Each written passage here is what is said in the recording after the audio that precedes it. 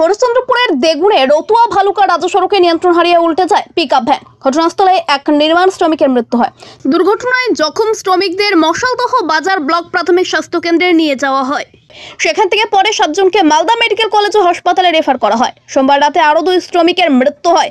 Police সূত্রে জানা যায়, মৃতরা পুকুরিয়া থানা এলাকার বাসিন্দা। দুর্ঘটনায় মৃত ও নির্মাণ শ্রমিকের নাম রফিকুল ইসলাম, বয়স 24, বাবলাবোনা এলাকায় তার বাড়ি। আর শেখ রিন্টুর বয়স 32 বছর, তোফাজুলের বয়স 34 বছর। এই 2 শ্রমিকের বাড়ি পরানপুর অঞ্চলের নামুটোলা গ্রামে। দুর্ঘটনায় মৃত পরিবারগুলির পাশে দাঁড়িয়েছে বাম শ্রমিক সংগঠন সিআইটিইউ। মঙ্গলবার তাদের বাড়িতে সমবেদনা জানাতে আসেন সিআইটিইউ নেতা দেবজ্যোতি সিনহা। তার সঙ্গে রতুয়া 2 ব্লক নেতৃত্ব উপস্থিত ছিলেন। দুর্ঘটনায় মৃত শ্রমিক পরিবারগুলিকে পাশে থাকার আশ্বাস দেওয়া হয়েছে। সোমরাজ মিস্ত্রির রিপোর্ট, আমাদের চাচো। আমরা সিআইটিইউ মালদা জেলা কমিটির পক্ষ থেকে, কেন শ্রমিক সংগঠন, আর কালকেই শুনেছি, খবরটা পেয়েছি বিকেলের দিকে যে এরকম একটা গাড়ি করে যাচ্ছিল, মিক্সচার মেশিন ছিল আমাদের এই নমটোলা, সেখানে 2 জন মারা গেছে আর একজন বাবলাবোনায় গতকালই মারা গেছেন, আর 2 জন পরে কালকে সন্ধেবেলা মালদা মেডিকেল কলেজে মারা গেছে। তারা নির্মাণ কর্মী। তো এখন আমরা তার পরিবারের পাশে দাঁড়াতে এসেছি, সমবেদনা জানাতে এসেছি যে তাদের সাথে আমরাও দুঃখিত। আর তার সাথে যারা প্রয়াত হলেন তারা তো আর ফিরে আসবে না। তাদের পরিবার কি করে বাঁচবে, তাদের সংসার কিভাবে নির্বাহ করবে, সেই শ্রমিকদের সামাজিক সুরক্ষা প্রকল্পে নাম নথিভুক্ত আছে কিনা, তা আমরা এখন রিঙ্কু শেখের বাড়িতে এসেছি। তার দেখলাম সামাজিক সুরক্ষার কার্ডটা আছে। আরেকজন অন্য একটা গ্রামে মারা গেছেন, তার নাম তফিজুল। আর বাবলাবোনায় গতকাল স্পটেই যিনি মারা গেছেন তার নাম হচ্ছে রাশিদুল। তো এই 3 জন মারা গেছেন। তো আমরা চেষ্টা করছি সবার পরিবারের পাশেই দাঁড়ানো। একটা সামাজিক সুরক্ষার কার্ড থাকলে, যদি তাদের কার্ড থাকে, তাহলে সেই অনুযায়ী তারা ফেসিলিটি পাবে, তার পরিবার পাবে, মূলত স্ত্রী পাবে।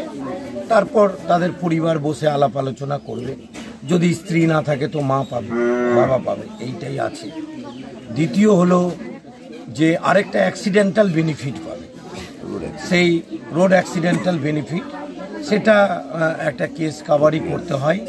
যদি লয়ার দিয়ে আইনি সাহায্যটাও আমরা করতে প্রস্তুত আছি।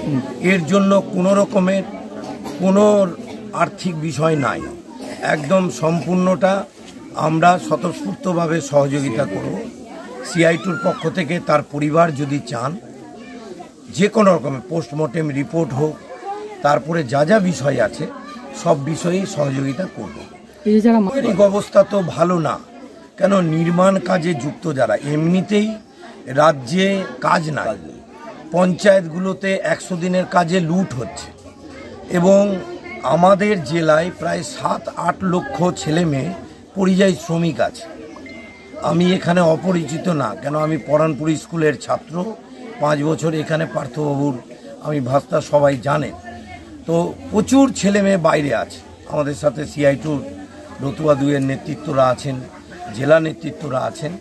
তো আজকে হচ্ছে পরিবাররা আর্থিকভাবে খুবই পিছিয়ে পড়া, তারা যাতে এই আর্থিক বেনিফিটটা পায় তার জন্য সিআইটিইউ সবভাবে সহযোগিতা করে। সরকারি প্রকল্প তো সামাজিক সুরক্ষা যোজনা, তাদের দেখলাম 1 জনের বই আছে। এখন বাকি 2 জনের বাড়ি গেলে বুঝতে পারবো, তাদের যদি থাকে ওটা একটা বাড়তি ওরা বেনিফিটটা পাবে। এমনি রোড অ্যাক্সিডেন্টের একটা বেনিফিট, সেটা লয়ার ধরে কিছু কাগজ যা করতে হয়, ওগুলো একটা প্রসেস আছে। এবং চন্দ্রপুর থানা, পোস্টমর্টেম রিপোর্ট, সামাজিক সুরক্ষার হেল্প, লেবার ডিপার্টমেন্ট, যা যা করার দরকার আছে সব ব্যাপারেই আমরা সহযোগিতা করি। এই ইনজিওরদের এখন খোঁজ খবর নিলাম, কয়েকজনের পেলাম, কেন ওই গাড়িতে 12 জন ছিল। খোঁজ খবর পেলাম, এই এলাকার পঞ্চায়েতেরও এগিয়ে আসা উচিত, পঞ্চায়েত সমিতিরও এগিয়ে আসা উচিত। কেন এই যে ফিনান্সিয়াল যে হেল্পগুলো হয়, সেগুলো ব্যাপারে কিন্তু পঞ্চায়েত সমিতি জেলা পরিষদের একটা দায়িত্ব আছে এবং তাদের সাথেও আমরা কথা বলি যে তারাও যাতে, কেন এখন ওরা তো কাজকর্ম করতে পারবে না, কারো হাত কেটে গেছে শুনলাম, তারপরে আকবর আলী সহ আরও 12 জনের নাম, সবটা নাম তো আমি বলতে পারছি না, কিন্তু যারা আহত হয়েছেন তাদের পাশেও কিভাবে দাঁড়ানো যায় আমরা এটা সিআইটির পক্ষ থেকে আলোচনা করি। আমার বাজি সকালে গেল কালার কাছে, আমাকে বলছে মাগে আমি আসছি, বাজি যাই 6টা বেজেছে আর বাজির খবর চলে আসছে যে এই গাড়ি অ্যাক্সিডেন্ট হয়ে গেছে।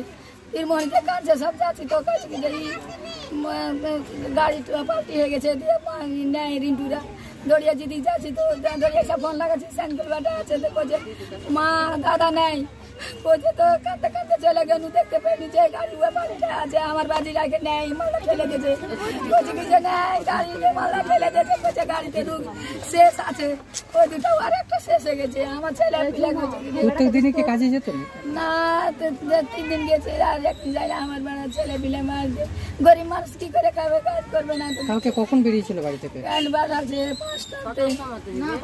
5টার সময় গেছে, আর 6টায় অ্যাক্সিডেন্ট হয়েছে। 6টার সময় অ্যাক্সিডেন্ট হয়েছে। এখানে কাজ না পেলে কি অন্য রাজ্যে যেত কাজ করতে? সব জায়গা যায় আমার ছেলে, কিছু নাই, গরিব। আমার বাবা দিতে আমি বসে আছি, দিন মজুরি খাই। ছেলের বিয়ে হয়েছিল? ছেলের বিয়ে হয়েছে, 2টা বেটা আছে, এই যে বউ মারা গেছে, পোতা মাওড়া আছে, ফের ছেলে মরে গেল, আর একটা বউর আছে, একটা বেটা নানির বাড়িতে ছেলেটা থাকে। আপনার নাম? রুমেলা। 4-5 ঝাঁকি মারার পরে গাড়িটা পাল্টে দিল। গাড়িটা পাল্টে দেওয়ার পরে আমরা সব নিয়েছি। কি গাড়ি ছিল? গাড়িটা ছিল অশোক লীলা। কতজন ছিল গাড়িতে? গাড়িতে ছিলাম আমরা 12 জন। তুমি আহত হয়েছিল কি? হ্যাঁ, আমিও আহত। তারপরে কি করলো স্থানীয় বাসিন্দা? ওখানকার বাসিন্দা আসলো, সবাইকে উঠালো, আমিও নিজে ওর সঙ্গে হেল্প করলাম, সবার সঙ্গে হেল্প করলাম, মানুষের হাত ধরলাম, পা ধরলাম, সবাইকে বললাম যে সবকে হাসপাতাল নিয়ে যাওয়ার ব্যবস্থা করুন। ওই টাইমে কিন্তু গাড়ি চলছে না। ওখান থেকে কোথায় নিয়ে যাওয়া হয়েছিল? ওখান থেকে কারিয়ালি মশালদা হসপিটাল, ওখানে নিয়ে গিয়ে যারা মানে আমরা কম আছে আমাদের ওখানে ট্রিটমেন্ট হলো, ট্রিটমেন্ট করার পরে আমাকে ছাড়লো, যারা বেশি হলো তারাকে মালদা মেডিকেল কলেজে ট্রান্সফার করে। ঘটনাস্থলে কজন মারা গেছিল? মালদাতে ওখানে যেখানে দুর্ঘটনা হয় সেখানে 1 জন মারা গেছে, হাসপাতাল গিয়ে 2 জন মারা গেছে। আপনার নাম? আমার নাম নওয়াব আলী, বাড়ি পরানপুর নামতলা।